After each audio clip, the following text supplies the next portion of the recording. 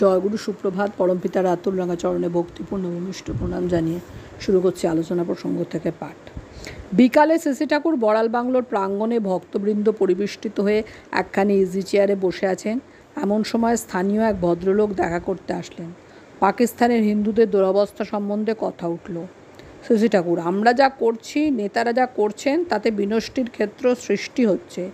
দেশভাগ যখন হলো তখন প্রথম বিপর্যয় হলো, তারপর দেশকে পাশ্চাত্য ছাঁচে ঢালবার চেষ্টা থেকে আরও বেশি গহীন অবস্থার সৃষ্টি হচ্ছে। আমাদের মুনি ঋষিরা কী করে গেছেন কতখানি প্রজ্ঞা ও ভূদর্শন নিয়ে, তা ভেবেও দেখলাম না।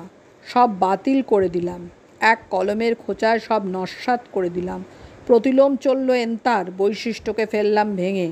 এসব কি শুভ লক্ষণ? উক্ত ভদ্রলোক: যুগোপযোগী পরিবর্তন চাই, পারিপার্শ্বিকের সঙ্গে খাপ খাইয়ে নিতে হবে। যোগধর্ম বাদ দিয়ে চলা যায় না। শ্রী ঠাকুর: আপনি বাঁচতে চান কি না, বাড়তে চান কি না, কেমন করে বাঁচতে পারি, বাড়তে পারি, তাই করাই সংস্কৃতি। যারা স্বল্প সংস্কৃত তাদের সুসংস্কৃত করতে চান, না যারা সুসংস্কৃত তাদের স্বল্প সংস্কৃত করতে চান? কোনটা চান আপনি? আজ যদি আপনাকে বলে লেখাপড়া ছেড়ে ম্যাথর হও, সেই কাজ করো, মেয়ের বিয়ে দাও তাদের সঙ্গে, সেই যুগধর্ম মানতে চান, না তাকে সম্বর্ধনার পথে টেনে নিতে চান? 90% জন যদি অসংস্কৃত হয়, তবে বাকি 10 জন কি তাদের উন্নত সংস্কৃতি ত্যাগ করে তাদের দলে ঢুকে পড়বে, না তাদের উন্নত করে তুলতে চেষ্টা করবে? কোনটা লাভ? উক্ত ভদ্রলোক: আগে আমরা ভারতবর্ষকে পৃথিবী মনে করতাম, এখন অবস্থা আলাদা দাঁড়িয়েছে। শ্রী ঠাকুর: যাই মনে করি, পারিপার্শ্বিক থেকে সেই লাওয়াজিমা নিতে চাই যা বাঁচা বাড়াকে তুখোড় করে তোলে। অধিকাংশ যদি শূদ্র হয়, শূদ্রকেও বাঁচা বাড়ার পরিপোষণই করে নিতে চাইতো, না আর কিছু?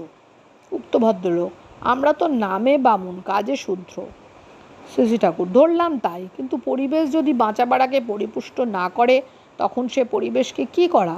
আমার ভিতর বামুনের ইনস্টিংক্ট যদি থাকে এবং শূদ্র পরিবেষ্টিত যদি থাকি, তবে তাদের এরা রিমুভ করে বাঁচার অনুকূল করে নেওয়াই তো হবে আমার ইন্টারেস্ট।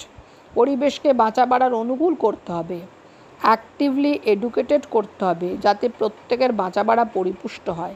পারিপার্শ্বিক বাদ দিয়ে বাঁচতে পারি না, একলা স্বর্গ সৃষ্টি করতে পারি না। সে সাহায্য করতে পারে আমার বাঁচা বাড়ায়, তেমন করে নিতে হবে। তা না করে উল্টো যদি তাদের দোষের অনুকরণ করি, তাতে তো সকলেরই ক্ষতি। উক্ত ভদ্রলোক: আমাদের কথা কে শোনে? অনেকটা নেতাদের কথা শুনতে চলতে হয় নিজেদের মাথা কাটিয়ে। শ্রী ঠাকুর: যাই করি, পারিপার্শ্বিক যদি পরিশুদ্ধ না করি, সে কাজে বাঁচতে পারবে না। যে কাজে বাঁচতে পারবে না, তাতে যোগ দেওয়াও পাপ। ভদ্রলোক বিদায় নিলেন। শ্রী ঠাকুর সন্ধ্যায় কেষ্টদার সঙ্গে কথা প্রসঙ্গে বললেন, সমাজতন্ত্র বলতেই আমার মনে হয় বর্ণাশ্রম। কেষ্টদা: পাশ্চাত্য সমাজ অর্থের মানদণ্ডের উপর প্রতিষ্ঠিত।